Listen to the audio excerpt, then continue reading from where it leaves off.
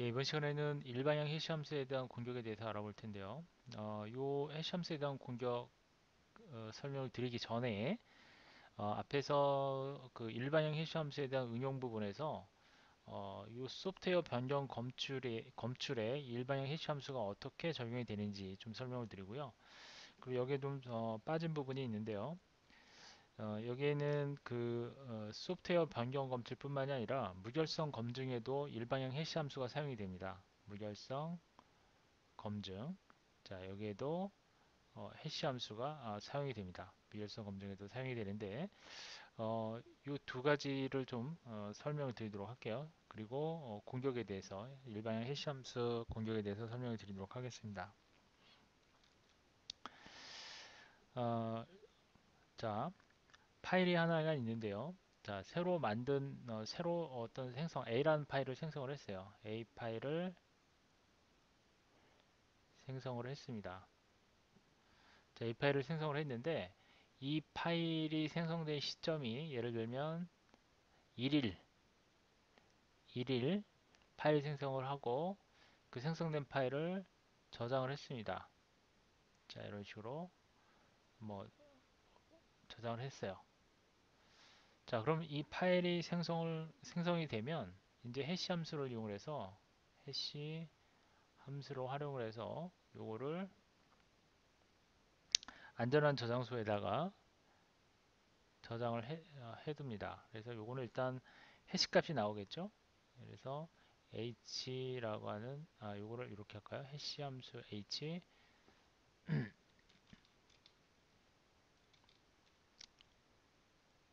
해시 함수를 이렇게 대문자 h로 표기하고요.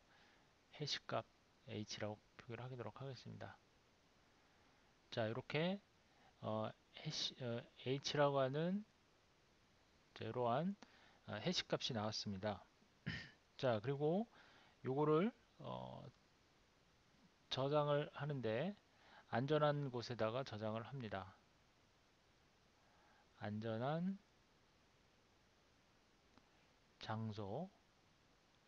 장소에다가 요 해시 값을 저장을 이렇게 했다라고 가정을 하겠습니다. 그런데 이 A 파일을 생성을 해서 이와 같이 일단 요거는 이제 백업을 해뒀다라고 가정을 하고요. 뭐 데이터베이스에 뭐 이런 식으로 생성을 해서 저장을 했는데 멜로리라고 하는 적극적인 공격자가 그렇죠? 어태커죠. 그러니까 보통 적극적인 공격자를 멜로리라고 그러죠. 그러니까 멜로리라고 하는 어, 멜로리인가요?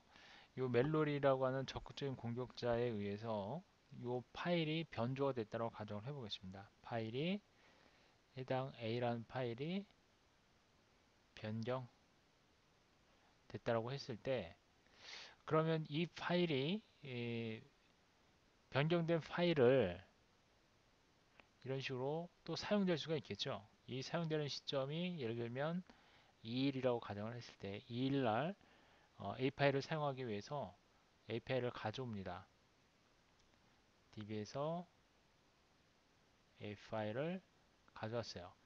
자, 멜로리가 A 파일을 변경을 했기 때문에 2일 날 가져온 요 A 파일은 이미 변경이 된 파일이죠. 그렇죠? DB를 멜로리가 중간에서 변경을 했기 때문에 요게 멜로리가 A죠. A입니다. A. 자, 어쨌든 변경된 파일을 가져와서 이 파일이 변경이 되었는지를 확인해 볼 수가 있겠죠. 그래서 역시 해시 함수를 이용을 합니다. 이렇게요. 해시 함수를 이용을 해서 해시 값을 얻어내고 요 해시 값과 안전한 장소에 저장되어 있는 요 해시 값을 비교를 합니다. 이런 식으로요. 비교를 해서 만일에 같다. yes. 같으면 이거는 무결성이 검증이 된 것이죠. 같으면 네, 이때는 이상이 없는 것이고요. 즉 무결성 확인,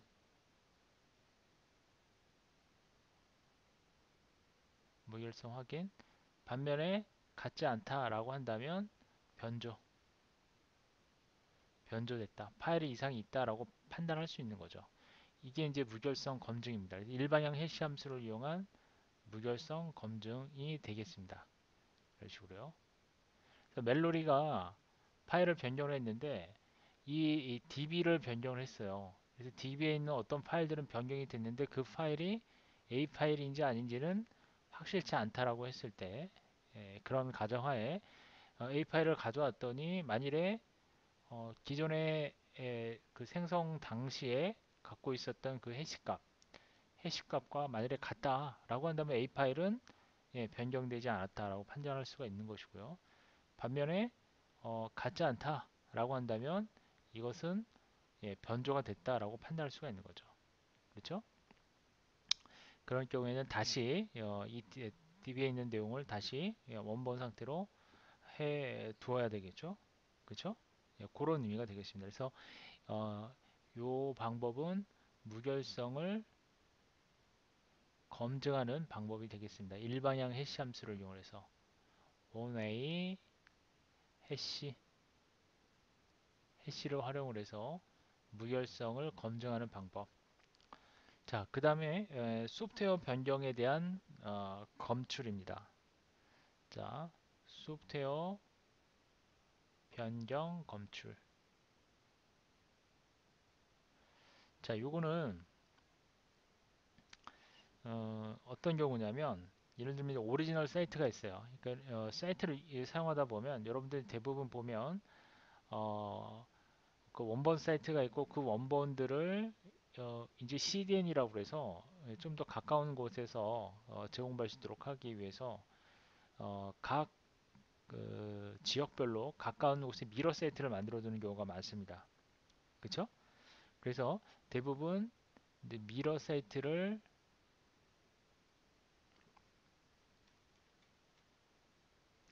자 미러 사이트를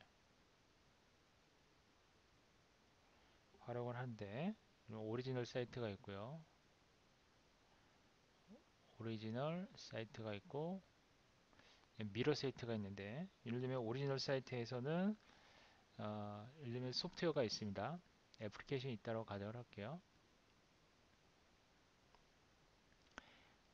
자, 미러 사이트에서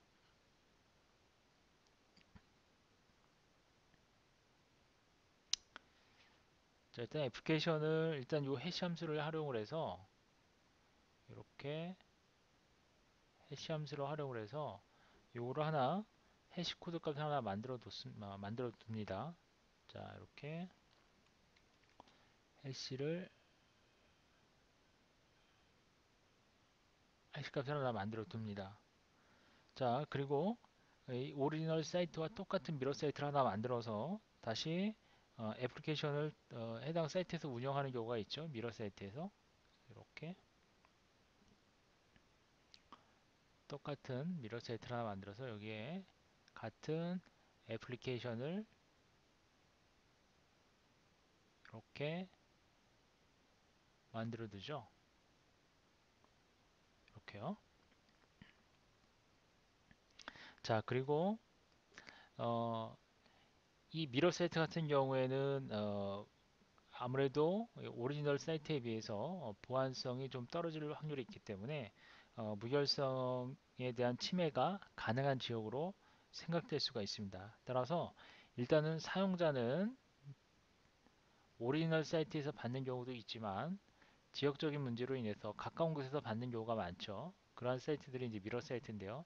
사용자가 해당 소프트웨어를 다운로드를 받습니다. 이렇게요. 애플리케이션을 다운로드를 받아요.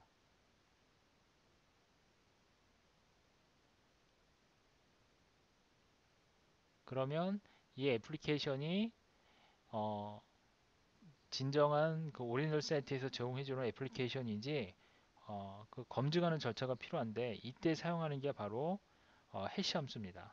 일반형 해시 함수예요. 따라서 요거를 이제 어떻게 활용하냐면 일단 애플리케이션을 다운로드 받아서 해시 함수를 이용을 합니다. 해시 함수를 이용해서 그거에 대한 해시 값을 얻어내겠죠. 이렇게요. 해시 값을 얻어내고 그 다음에 이 해시 값을 일단은 다운로드를 받는데 당연히 이때에 다운로드 받을 때는 안전한 통로를 통해서 그죠? 안전 통로를 통해서 전달되었다라고 하는 가정하에 예, 이게 이제 설명이 되겠죠? 그러면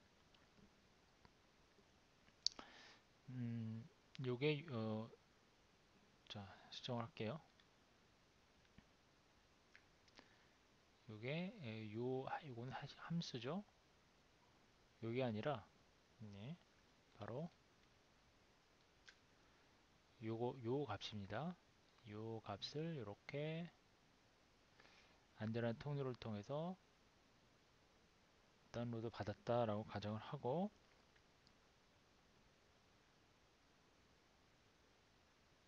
해시를 이렇게 가져옵니다. 그래서 요거는 오리지널 사이트에서 온 해시 값, 그 다음에 요거는 사용자가 직접 다운로드 받은 애플리케이션을 해시 함수를 통해서 얻어온 해시 값입니다. 자, 그래서 요거와 요거를 비교를 하는 거죠. 이렇게 비교를 합니다. 그래서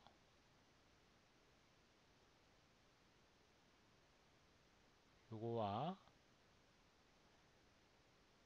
요거를 이렇게 비교를 하는 거죠.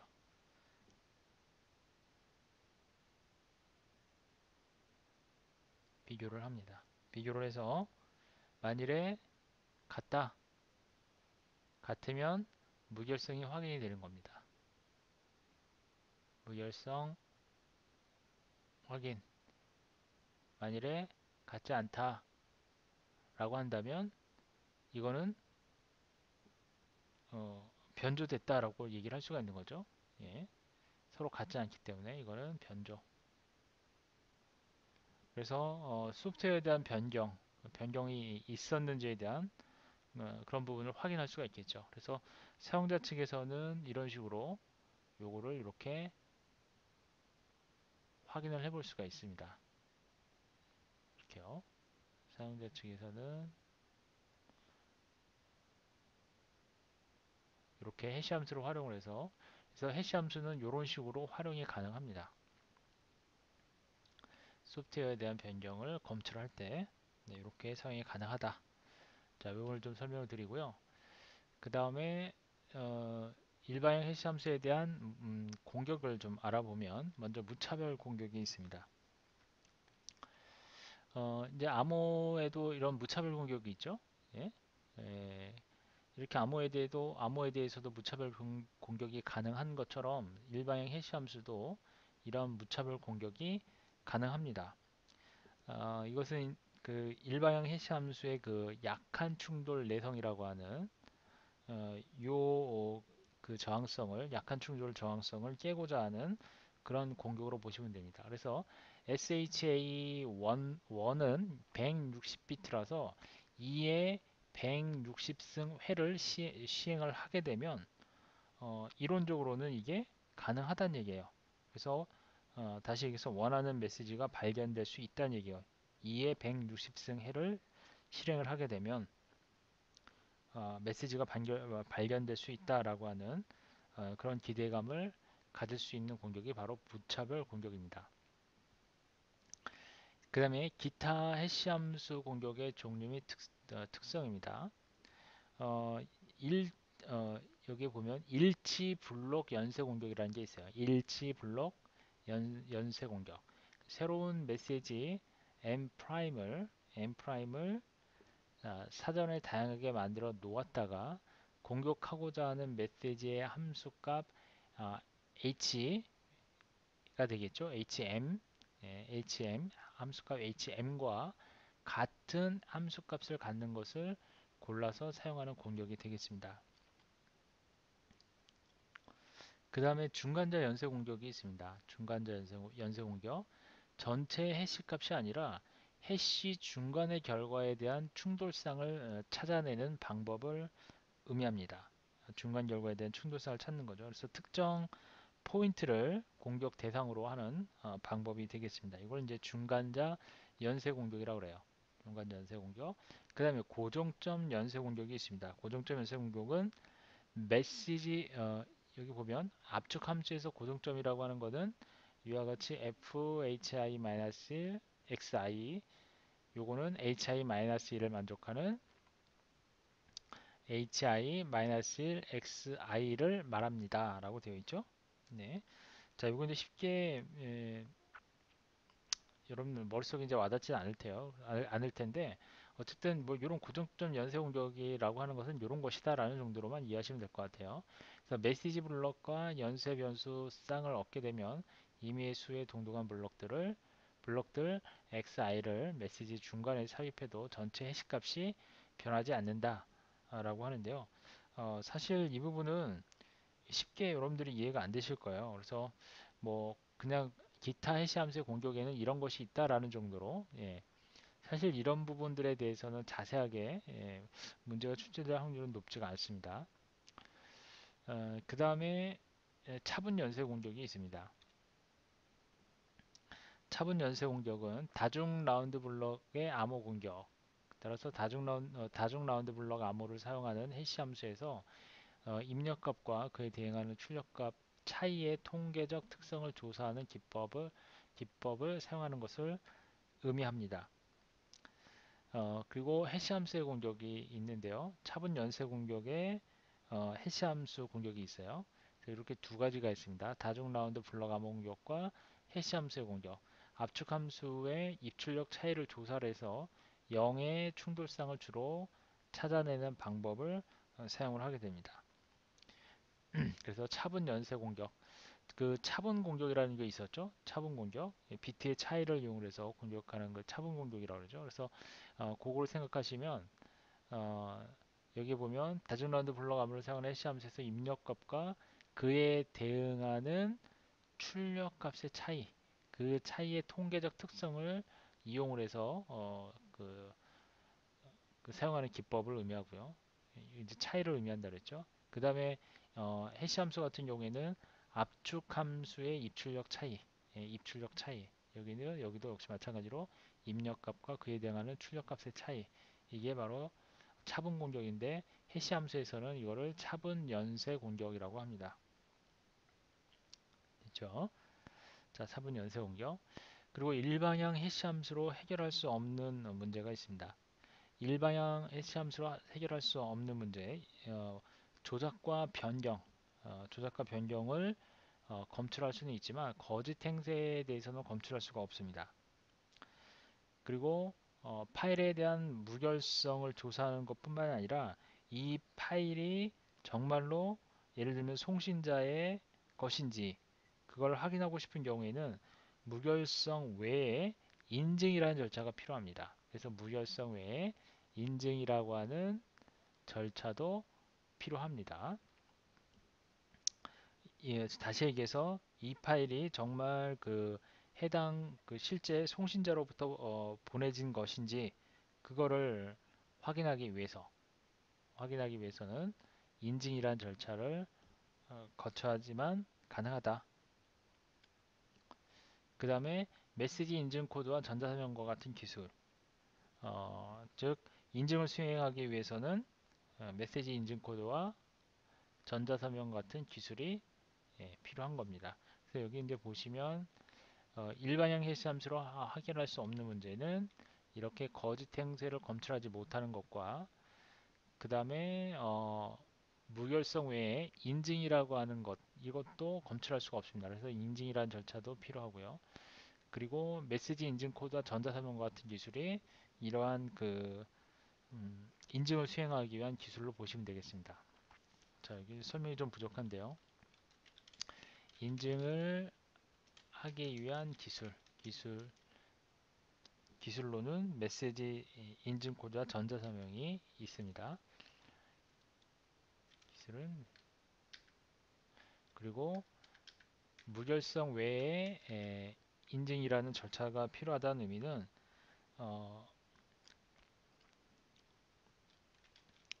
파일의 무결성뿐만 아니라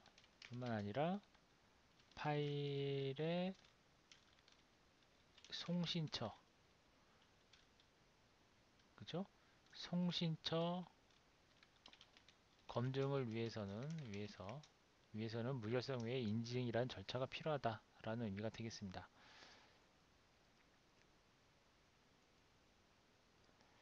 자, 그 다음에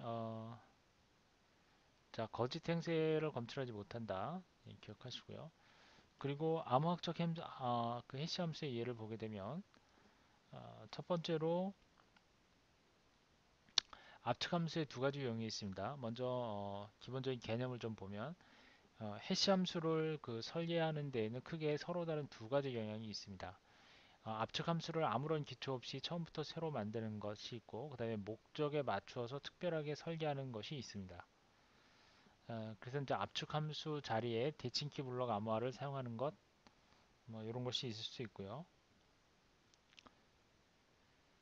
그리고 새로 만드는 해시 함수. 자, 이거는 그 압축 함수를 아무런 기초 없이 처음부터 새로 만드는 해시 함수, 새로 만드는 것, 그 다음에 목적에 맞춰 특별하게 설계하는 것 두 가지가 있어요. 자, 그 중에서 이제 새로 만드는 해시 함수를 보게 되면 메시지 다이제스트 같은 경우에 MD2와 MD4 그리고 MD5가 있습니다. MD 알고리즘에는 MD2 요 세 가지가 있는데요. 네, 이렇게 세 가지가 있는데 RSA를 개발한 MIT의 라이베스트 교수가 고객 기반 알고리즘 만들기 위해 RSA와 함께 개발을 했습니다. 그래서 1989년에 만들어진 MD2는 8비트 컴퓨터에 최적화되어 있고 MD5 같은 경우에는 90년대 개발이 됐고 MD4는 90년대, MD5는 91년도에 개발이 됐는데 MD4와 MD5는 32비트 컴퓨터에 최적화되어 있습니다. 그래서 MD5는 MD4의 확장판으로 보시면 되겠고요. MD4보다 속도는 빠르지 않지만 데이터의 보안성이 더 좋습니다. 최종 버전인 MD5는 메시지를 512비트로 된 블록들로 나누고 그리고 128비트 다이제스트를 출력을 하게 되고 충돌 공격의 내성을 갖기에는 길이가 좀 짧습니다. 뭐 지금은 MD5나 MD4나 이거 전부 그렇게 안전성은 떨어집니다. 예. 문제가 지금 취약점이 많이 존재하는 함수이고 그런 해시 함수이고요. 처음에는 이제 많이 사용되는데 지금은 믿을 수 없는 그런 해시 함수입니다. 금방 계산이 돼버리기 때문에 최근엔 잘 사용을 하지 않습니다. 중요한 곳에는 사용을 하지 않죠. 그 다음에 SHA가 있습니다. Secure Hash 알고리즘이죠. 그래서 안전 해시 알고리즘이라고 합니다. 최근에 이제 아주 많이 사용이 되고요. 미국의 NIST가 개발을 했고 1993년에 핍스펍 180으로 출판이 됐습니다. 그리고 SHA의 약점이 발견됐을 때 1995년에 핍스펍 퍼블리케이션이죠. 예, 핍스 퍼블리케이션 180-1로 나왔는데 이를 SH-1이라고 합니다. 그리고 SHA는 MD4 해시 함수의 기초에서 만들어졌고요. 설계도 MD4를 모델로 하고 있고요. MD5보다 느리지만 안전합니다. 그리고 SH-1 해시값으로 160비트를 출력을 하게 됩니다. 그리고 2002년도에는 NIST에서 새로운 표준인 PIPS 180-2를 내놓게 되는데요. 해시값이 각각 256, 384 그리고 512비트 이 세 개의 새로운 SHA 버전을 정의를 해놓게 되는데 SHA256과 그리고 SH384, 512 이렇게 이제 그 이름을 붙이게 됩니다. 그래서 이들 알고리즘을 SH2라고 합니다. SHA2. 그래서 SHA2에는 256과 384 그리고 512비트 이렇게 있습니다. 세 가지가 존재합니다. SHA2에는 그리고 새로운 버전은 SHA1과 하부 구조가 동일하고요. 그리고 동일한 유형의 모듈러 연산과 논리적 이진 연산을 이용한다라고 알려져 있고요. 2008년 P 퍼블리케이션에서 180 P 퍼블리케이션 180-3. 자, 이게 일단 저 오타가 있네요. 자, 여기는 N은 자, 핍스 퍼블리케이션 핍스죠. 예, S가 빠졌습니다. 또 빠진 곳이 있나 해서 어쨌든 요 핍스 퍼블리케이션 180-3에는 224비트가 버전이 추가가 됩니다. 224비트 버전이 추가되고요. 그리고 2005년에 SHA1 내 강한 그 충돌 내성이 깨졌다는 것을 접수하고 SHA 3을 제정을 하게 됩니다. 그래서 SHA 3은 AES와 같은 방식으로 표준화가 되어 있습니다. 자, 하나하나씩 좀 살펴보면 SHA512입니다. SH512는 기본 개념이 다중 블록 메시지로부터 512비트 다이제스트를 생성합니다. 그리고 각 블럭은 1024비트 길이를 갖고요.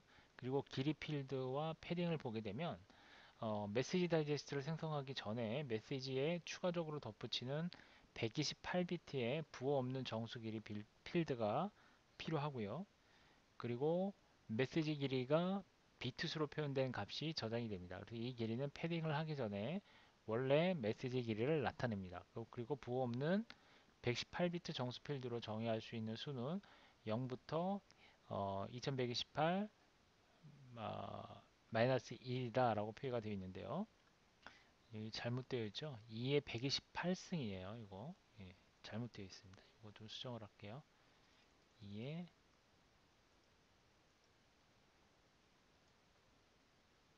자 이거를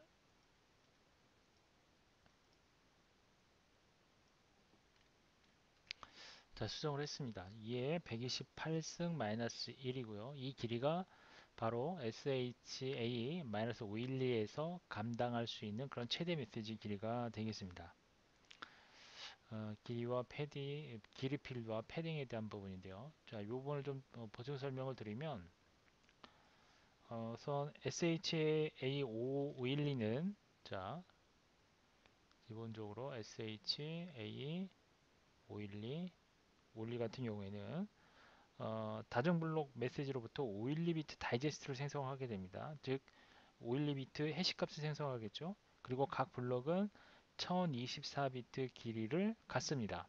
그래서 이와 같이 블럭이 있으면 일단 뭐 여러 개의 블럭이 있겠죠. 이런 식으로 두 개만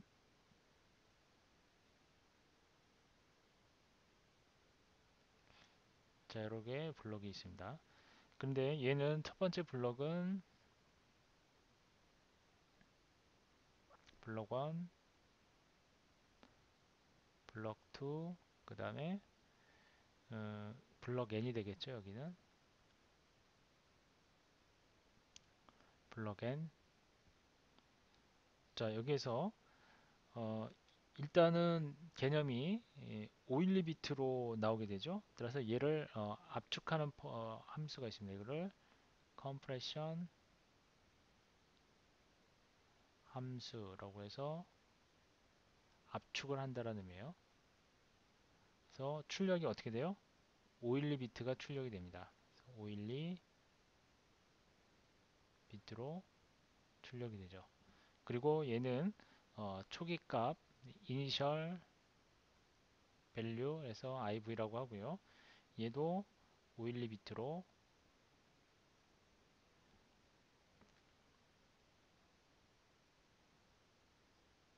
비트로 해서 요 값을 이렇게 대입을 시켜주고요.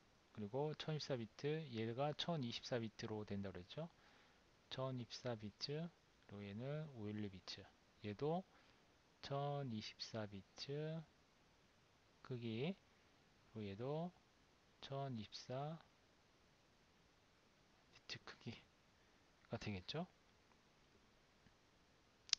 그러면 이렇게 받습니다. 요거랑 같이 받아서 이와 같이 51비트가 추가되고요.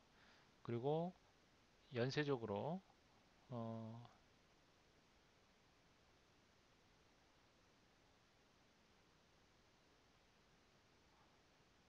512비트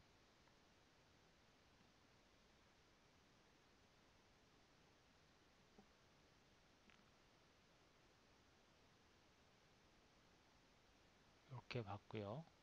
이런 식으로 해서 얘도 컴프레션 함수 이런 원리로 해서 반복을 하게 되죠. 이런 식으로. 그리고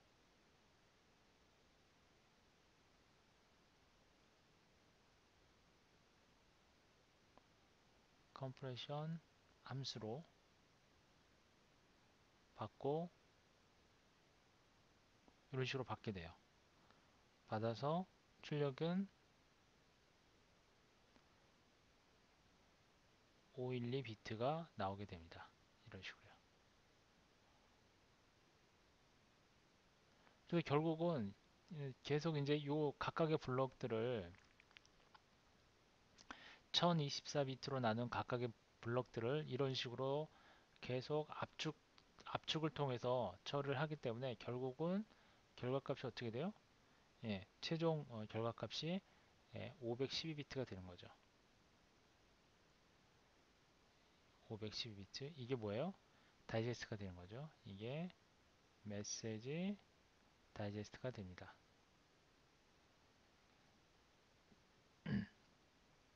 그래서 SHA 512의 메시지 다이제스트 생성 방법은 이런 식으로. 단 여기서 한 가지 알아두실 거는 앞서도 설명드렸지만 2의 128승 비트 이하의 길이의 메시지가 돼야 됩니다. 요 비트 이하의 길이를 갖는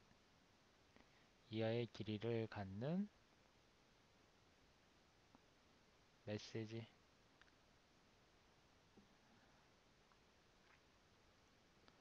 이러한 메시지로부터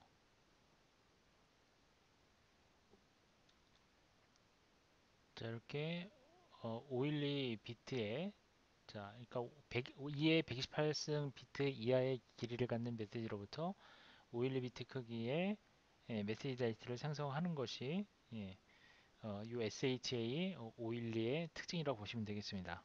따라서 SHA 512에서 요구하는 메시지 크기는 몇이다? 요구하는 메시지 길이는 2의 128승을 넘지 않아야 되는 거죠. 비트를 넘지 않는다. 그리고 만약 메시지의 길이가 128승을 초과한다 라고 한다면 같거나, 만약에 길이가 120 요 비트 요 크기와 같거나 또는 더 길